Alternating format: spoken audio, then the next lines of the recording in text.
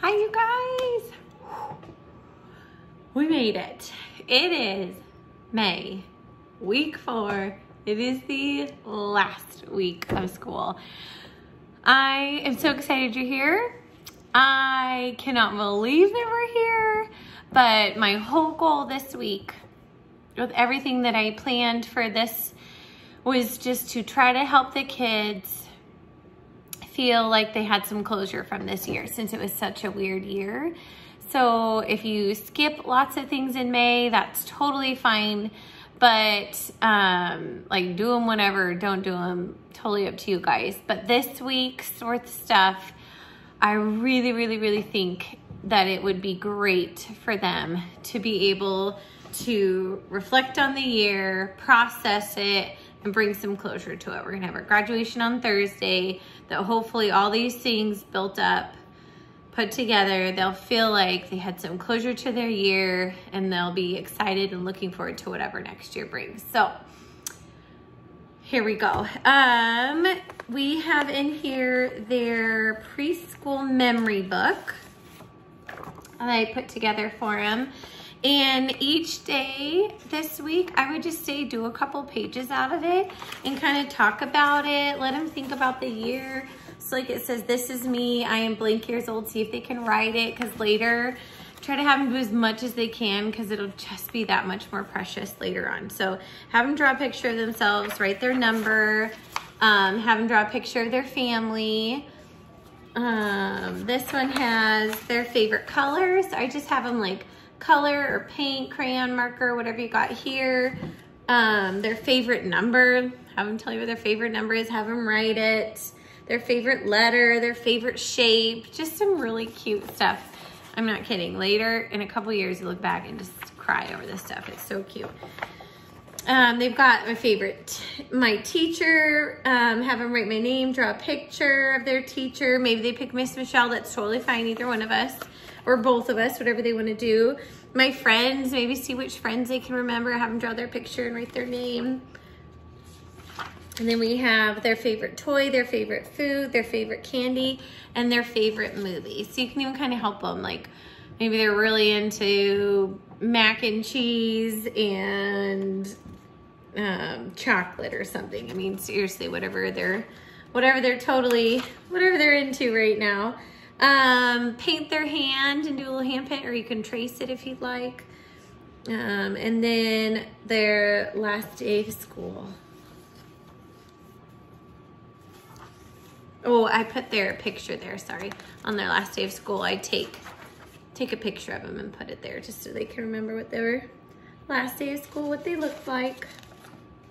And then the last page is, it says, on the last day of school, I feel, and have them tell you. I think it'd be a great thing to do on Thursday, would be do this last page and just let them tell you honestly how they feel about it, and then see if they can draw a picture to get out some of those emotions.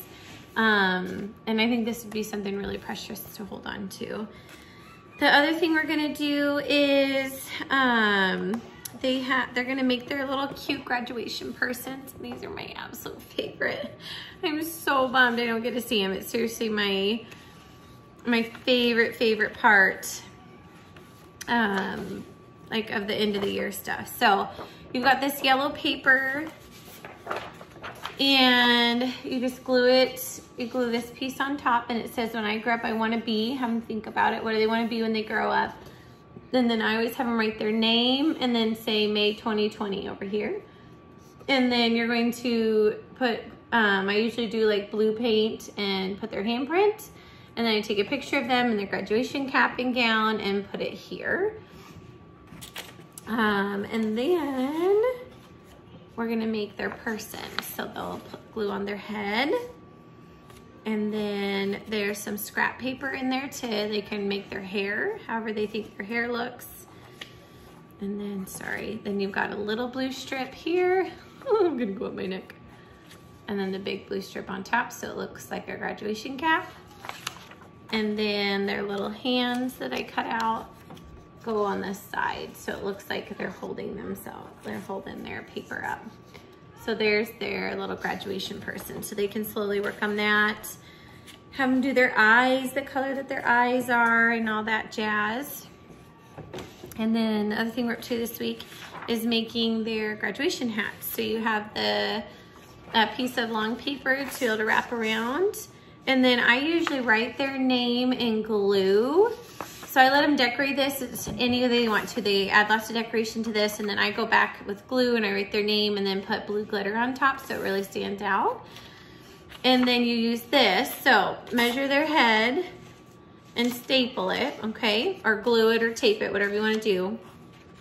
And then you need to be able to tape this onto here.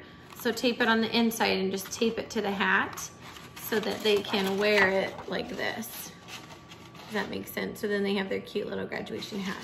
So this they'll really, really need for Thursday because everybody's gonna wear their graduation hats. So please, if you don't do anything else, would you at least make the graduation hat for Thursday? So nothing else gets done, whatever, but try to do the hat if you can. For the kiddos, I have the Preschool Goodbye. This is what I usually read to all the graduating kinders. And the same thing, I usually do this as a gift for the parents. I'm bummed that you guys have to do it for yourselves. But same thing, I usually have them do their handprint, and then I glue a picture of them and their graduation gear and put it on here. And then I have them write their name down at the bottom and say May 2020, so you can always see how darling their little hand writing is.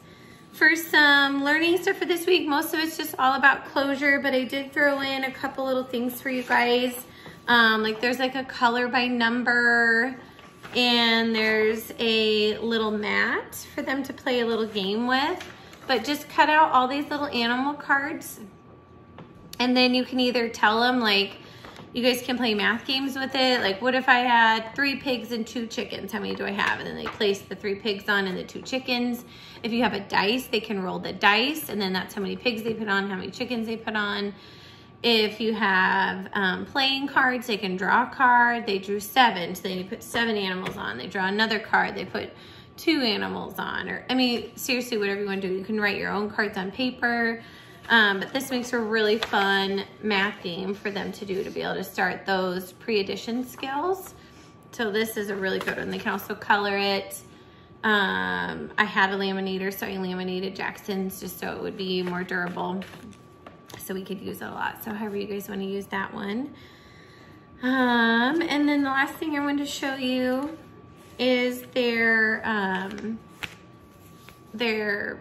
assessments. So if you wanted to do this, just to kind of see where they were at, I wanted to show you a little bit. So this is Jackson's. There is a preschool. This was his from preschool. And then this was his for pre-K this year. So this is what you can look back on to see. So preschool kiddos, you just got this. You didn't get the whole yellow folder. And I'll show you in here. It's just, can they write their name?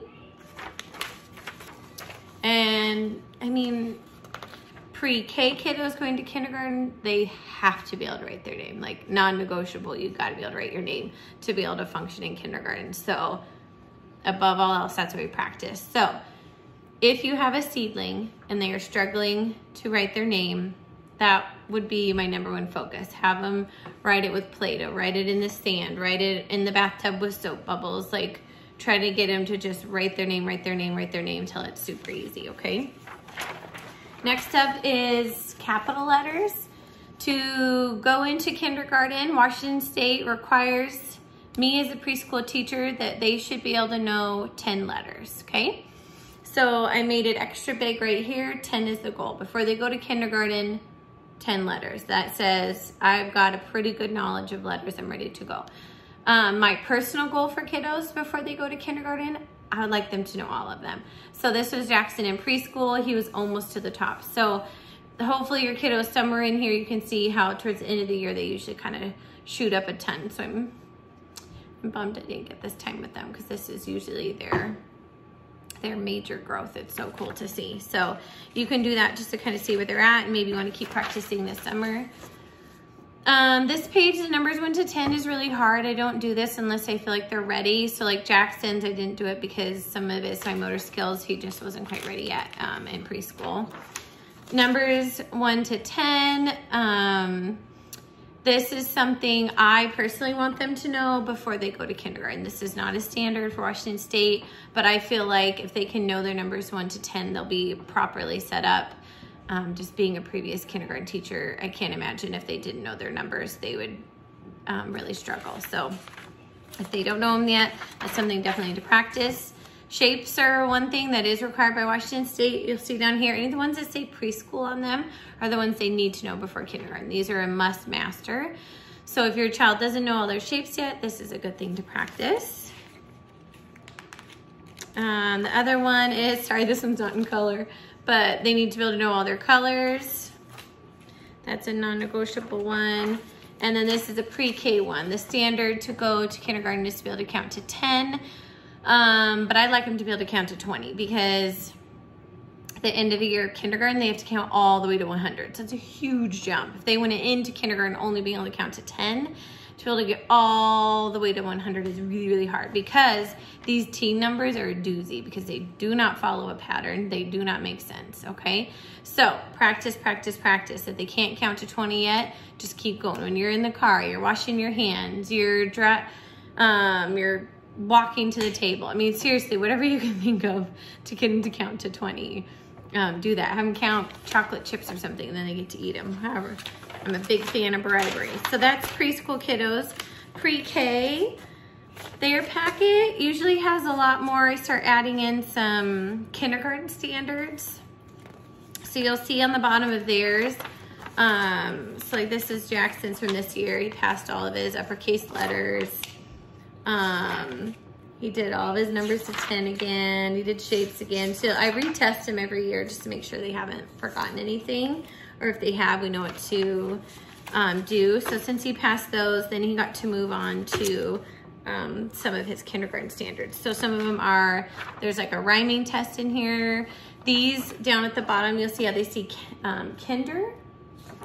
So that means they don't need to be able to do this till the end of kindergarten. So if they can't do the kinder ones yet, totally fine. I just put them in there because they were ready for something different. So like right here, this is what Jackson's working on right now. It's doing syllables and decoding words, being able to sound out v and van, rip. So that's what he's working on right now. And then sight words, some of the kiddos are working on their sight word. Jackson wasn't quite ready yet. Lowercase letters, letter sounds, all of these are marked kinder. So this is nothing they have to know right now. It's just something that's great for them to know. So like counting to 100, I usually kind of push some of my pre-K kiddos to get to 100 because if they got it, the whole concept of numbers just makes so much more sense to them. Numbers to 20, same thing, it's into kindergarten, but I really don't feel like it hurts if they know them all, that's great. And then same thing, into kindergarten standard, 3D shapes, but if they know them, awesome. So if you want to go over some of these with them, that would be great just to see what they know. It'd be good for you as a parent just to kind of get like an idea of like, whoa, they had no idea about counting to 100. They only counted to 7. And you know they're going to kindergarten this fall, then I'd say start doing everything you can to practice counting to 100. If they cruise through everything, they pass everything, then start working on sight words and get yourself a bunch of those level A and level B readers, and they should be reading 20 minutes a day. So I like to, this time of year, really push them to be ready for kindergarten or to be ready for the next year. So all my seedlings, I want to make sure they have that good solid foundation. So when I start throwing some of that harder stuff at them next year, they're going to hit the ground running. So it'll be awesome. And just along with that, if they don't, it's okay. Because everybody in this entire nation and probably the world just missed out on 3 months of school. So if they don't know it, we're all going to be starting from the same place next year. So it won't be a big deal. Okay, it'll be all right. But if you have the time to work with them, I really value education. I think it's so important for kids to know that their parents value education and to find appropriate times to kind of fit that in. So, but anyways, love you guys. Hope you have an awesome week. And I'll see you on Thursday. Bye.